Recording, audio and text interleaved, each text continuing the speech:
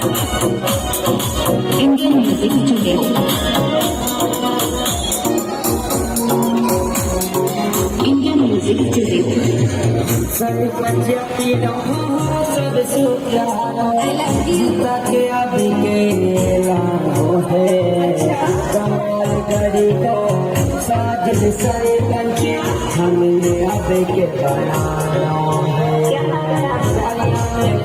इतनी सुनो मेरा यार जीत यारी हुआ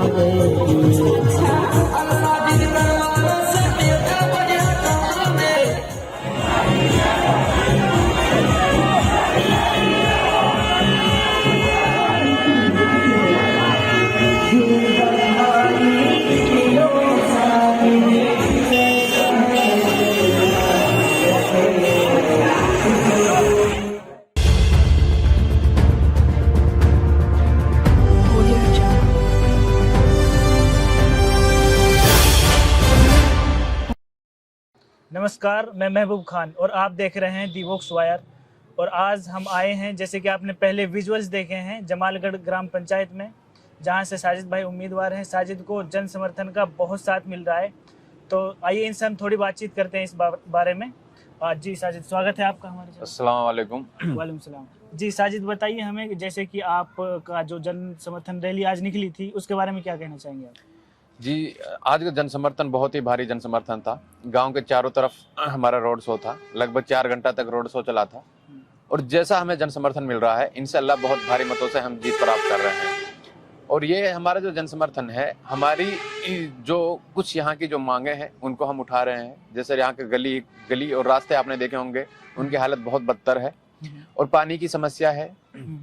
इसके बाद स्ट्रीट लाइट नहीं है और सबसे मेन चीज है, गांव अमन चाहता है कि लोग आपस में ही सारे मसलों को सुलझाएं। ये एक बहुत बड़ा प्रमुख प्रॉब्लम है, क्योंकि कोई भी लड़ाई झगड़ा होता है तो दोनों साइड पुलिस थाने चले जाते हैं और थाने से फिर दोनों साइड का लुटावड़ा होता है। तो इस वजह से इस बार गांव इस चीज के लिए बहुत ज्यादा मुतासिर है कि हमको अमन पसंद आदमी चाहिए, कि जो गांव में अमन पसंद करा सके। ये नहीं कि भाई पुलिस की दलाली करे। जैसा कि जो पिछला प्लान था 5 साल का, उसमें जो सरपंच साहब थे, उसका ऐसा सुनने में आ रहा है कि आपको समर्थन मिल रहा है, लेकिन आप ये भी कह रहे हैं कि आप गांव का हाल देख सकते हैं, स्ट्रीट लाइट्स नहीं है और जो गलियां हैं गांव की वो ठीक नहीं है। तो वो आपके लिए पॉजिटिव इम्पैक्ट डालेगा या नेगेटिव? पिछले जो 5 साल है उसमें 4 साल एक सरपंच रहे हैं जो जिसकी क्योंकि वो फेक मार्कशीट उसने इलेक्शन लड़ा, तो हमने उसमें कोर्ट को उसको चैलेंज करा, तो उसको हम उसमें केस जीते। उसके बाद जो सरपंच बने हैं कमरू सरपंच, उसने उसके टाइम पीरियड में पूरे गांव कहता है कि उन्होंने अमन पसंद है, उन्होंने किसी का लड़ाई झगड़े को बढ़ावा नहीं दिया और उन्होंने अपने रास्ते भी बंधवाए, क्योंकि वो हमारे ही साथ थे, हम उसके साथ ही थे उस टाइम। तो इस बार वो हमारे साथ दे रहे हैं। उससे पहले जिसने 8 या 9 साल यहाँ पे जो राज किया है, उसका इसमें कोई वो नहीं है, कोई रास्ता वास्ता उसने नहीं बनवाया है। और अच्छा, आप जो देखो, आपका कहने का मतलब ये है कि जो आपको समर्थन जो सरपंच साहब दे रहे हैं, उसको कमीशन मिला था, समय कम मिला था उसको। अच्छा, तो आप ये बताइए कि अगर वो आपको समर्थन दे रहे हैं, तो आप ये कैसे कह सकते हैं कि वो पूरी तरीके से आपके साथ है? हम पिछली जो पार्टी थी वो हमारी ही पार्टी में से थे, मतलब हमारा जो यहाँ पे है इसी। अच्छा, पिछली बार आपने उनको समर्थन दिया था, इस बार वो आपको दे रहा है? हाँ, पिछली बार हमने उनको समर्थन दिया था। ये एक ही पार्टी थी जो अब लड़ रही है, तो इसमें हम दोनों थे। तो अब फिर वो इस बार उन्होंने हमको समर्थन दे दिया है, क्योंकि पार्टी दोनों एक ही है। और जुल्म के खिलाफ जो 8 साल जिसने राज किया, उसी के खिलाफ हम इलेक्शन लड़ रहे थे। आज जैसा कि साजिद जी देखा जाता है अक्सर कर मेवात के गाँव में जो झगड़ा होता है या फिर लड़ाई होती है, वो मोहल्लावाद को लेकर होती है। किसी भी सरपंच जैसे मोहल्ले का खड़ा हो गया, तो वो वोट उसी मोहल्ले का जो सरपंच खड़ा होगा उसी को डालेंगे। तो उस बारे में आप क्या कहेंगे? नहीं, इस बार इस मोहल्ले से 2 हैं, जो हमारे 2 ही मोहल्ले हैं इसमें, और उस मोहल्ले से 2 थे, वहाँ 1 हो गया है, और यहाँ पे अभी भी 2 हैं इस मोहल्ले से। ऐसा नहीं, इस बार मोहल्लेवाद का वोट वाला खबर नहीं है। हम उस मोहल्ले से भी वोट ले रहे हैं, और फिर इसमें नंगला है और एक गढ़ी है जो इसमें लगे हुए हैं, उनसे भी वोट ले रहे हैं। भाई यहाँ पर आप देखोगे ना ही वो कुंबावाद इतना रहा है। हमारे ये कि हम डायरेक्ट रीच हो एक वोटर से, भाई उनको अहमियत हो उनकी वोट की कीमत क्या है। इस बार इलेक्शन जो मेनली है अलवी समाज में यही है कि उनको अपनी वोट की अहमियत दिखानी है, इसलिए वो हमारे साथ भारी समर्थन से अलवी समाज हमारे साथ है। बाकी और नंगला जमालगढ़ में हमारा काफी साथ, वो भी काफी साथ दे रहे हैं, और यही हाल गढ़ी में है। जैसे कि गांव के जो वो हैं गांववासी हैं, उनका जो समर्थन मिल रहा है आपको, जो उनकी उम्मीदें हैं वो आपसे, वो आप किस तरीके से उनकी पूरी करेंगे? देखिए, हम इंशाल्लाह पूरी कोशिश करेंगे कि उनकी उम्मीदों पे खरा उतरेंगे। उम्मीदें हमारी यही हैं कि रास्ते बनवाएंगे, लाइट वगैरह है जो, या सैनिटेशन की प्रॉब्लम है, स्कूल की प्रॉब्लम है, हॉस्पिटल वगैरह है, उसकी सुविधा सही करानी है, और मेनली है पानी की बहुत बड़ी प्रॉब्लम समस्या है हमारे गांव में। तो उन पे ही हम फोकस करेंगे, चाहे हमें पंचायत विभाग मंत्रालय तक जाना पड़े, हम उसके लिए पूरी कोशिश करेंगे। और जो सरकारी काम है, जो सरकारी सुविधाएं जो भी आती हैं, परियोजना जो भी आती हैं, हम उनको जो जिसका हक है, जो गरीब आदमी है उसी को दिलवाएंगे। ऐसे नहीं कि किसी अमीर आदमी को दिलवा देंगे, या जैसे कार्ड वगैरह बनते हैं। हाँ, किसी के भी साथ, चाहे अमीर हो या गरीब हो, किसी के साथ कोई भेदभाव नहीं, बराबर का जिसका जो हक है वो उस हक उसको मिलेगा इंशाल्लाह। मेनली यही है। हमारे गांव में आप देखोगे सरकारी परियोजना का लाभ बहुत कम लोगों को मिलता है।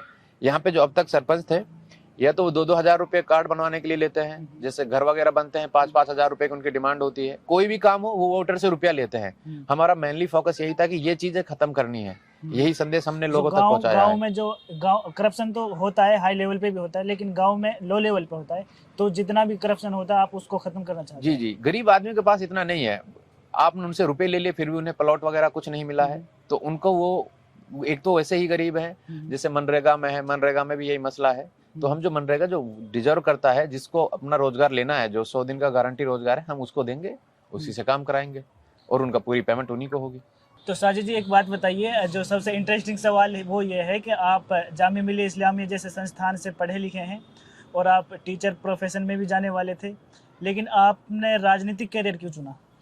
मैंने एज ए मैथ लेक्चरर 4 साल तक जॉब की है। आप देखोगे, मैंने यहाँ पे जो हमारे स्कूल का सिस्टम है ना, बहुत बेकार है गांव में। अगर एजुकेशन नहीं होगी तो लोग समझेंगे नहीं कि क्या हमारे लिए जरूरी है, वोट की कीमत क्या है, कि सुविधाएं किस तरह लेनी है। अभी भी जब फॉर्म भरने वहाँ पे गए थे, तो मैंने देखा था कि टीचर बहुत कम है हमारे स्टाफ, हमारे स्कूल के में बहुत ही कम। अक्सर करके देखा गया है कि जितने भी मेवात के जो ग्राम में जो स्कूल हैं, सरकारी स्कूल हैं, उन पे जो टीचर्स की संख्या है वो बहुत कम मात्रा में। तो उस पे क्या कहेंगे आप? भाई, ये तो हमारे यहाँ तो ठीक ठाक स्टाफ था, बट अभी जो ट्रांसफर पॉलिसी है उससे काफी टीचर्स यहाँ से क्या हो गए, ट्रांसफर हो गए हैं। बट फिर भी अभी मैंने देखा कि टीचर 12 बजे आ रहा है, और यहाँ के जो मतलब लोग हैं, जो नुमाइंदगी हैं, उनका कोई ध्यान ही नहीं है उसकी तरफ, स्कूल की तरफ, जबकि एजुकेशन सबसे मुख्य मुद्दा है इसमें। तो जो मुझे पता है कि मैं एजुकेशन है, मैंने दिल्ली का एजुकेशन मॉडल देखा, मैं लगातार 4 साल वहाँ पढ़ा रहा हूँ। तो एजुकेशन का सिस्टम सुधारना बहुत जरूरी है। एजुकेशन से ही सारे चीज लोग जागरूक होंगे कि उनकी वोट की अहमियत क्या है। इसी वजह से मैं इसमें पॉलिटिक्स में आया हूँ कि गांव का एजुकेशन, गांव के रास्ते, गांव की लाइटिंग और गांव का पानी, इन्हीं पे काम करूँ। यही हमारे प्रमुख मुद्दे हैं, और इन्हीं को लेकर हम जनता के बीच में जा रहे हैं। दिल्ली से आप गाँव आए, दिल्ली आप कई साल रहे, गाँव के अधिकतर लोग आपको नहीं जानते थे, लेकिन आप क्या अभी भी उनके लिए जमीनी स्तर पर कुछ काम कर रहे हैं बिना किसी मकसद के? जी देखो, ये तो हमारी जिम्मेदारी है, क्योंकि हमें पता है कि भाई यहाँ के जो लोग हैं, ये अनपढ़ भी हैं, एक उन्हें समझ नहीं है, कार्यालय में जाने से डरते हैं क्योंकि उनके अंदर झिझक है। ये फैक्ट है। मेवात में बहुत से लोगों को झिझक होती है कहीं भी जाने में, थाने में, या और कोई भी है, कोई भी विभाग हो आपका, बिजली विभाग से लेकर जितने भी विभाग हैं, वहाँ जाने में उन्हें थोड़ी झिझक होती है। तो इस वजह से वो हमारी जिम्मेदारी बन जाती है। जैसे किसान पेंशन योजना है, गांव की लगभग 90% लोगों की किसान पेंशन योजना हमने दिलवाई है। हम उनका फॉर्म बन के हमारे पास जमा करके जाओ, बाकी हमारा काम है जहां हमें पहुंचाना है। तो ये तो हमारी जिम्मेदारी, जब हमें किसी चीज का पता है कि अगर हम कहीं कोई काम करा सकते हैं गाँव का, तो ये हमारी जिम्मेदारी है, और इंशाल्लाह हम आगे भी करते रहेंगे। सरपंच बने या ना बने उससे नहीं है, गाँव की जो सेवा है, जो गाँव के है, वो हम तब भी करते रहेंगे। अच्छा, बहुत सारे एनजीओ चल रहे हैं जो गांव की सेवाओं के लिए बने हैं, लेकिन वो गांव तक अपनी सेवाएं नहीं दे रहे हैं, क्योंकि अधिकतर सरपंच ऐसे होते हैं जिनको पता ही नहीं है एनजीओ क्या होते हैं, कैसे वर्क करते हैं वो, और गांव के लिए क्या क्या नई नई स्कीमें आती हैं। तो आप उसको किस तरीके से देखते हैं? हमारे गांव में एक भी एनजीओ मुझे नहीं लगता कि वर्किंग है, क्योंकि हमारे जो सरपंच रहे हैं, जितने अब तक रहे हैं, उनको नहीं पता कि एनजीओ क्या चीज़ होती है।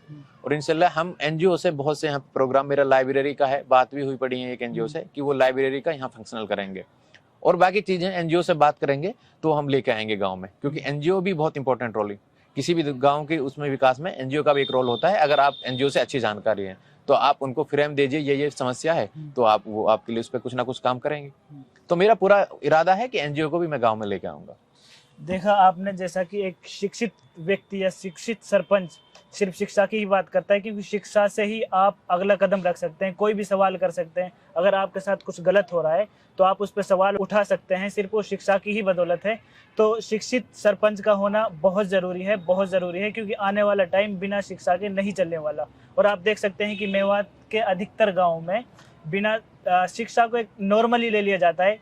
हालांकि शिक्षा बहुत बड़ी चीज़ है, शिक्षा से हमें समझ हासिल होती है, समझ से हम एक सभ्य समाज की स्थापना करते हैं। लेकिन वो मेवात में नदारद है इसमें, चाहे वो मुखिया हो, गांव का मुखिया हो, या फिर गांव जिले के विधायक हों, कोई भी हो, उन्होंने एजुकेशन को हमेशा पीछे धकेला है। और अब हमें ज़रूरत है ऐसे व्यक्तियों को एक नेतृत्व सौंपने की, जो वो गांव को लीड करें, शिक्षा पर ध्यान दें।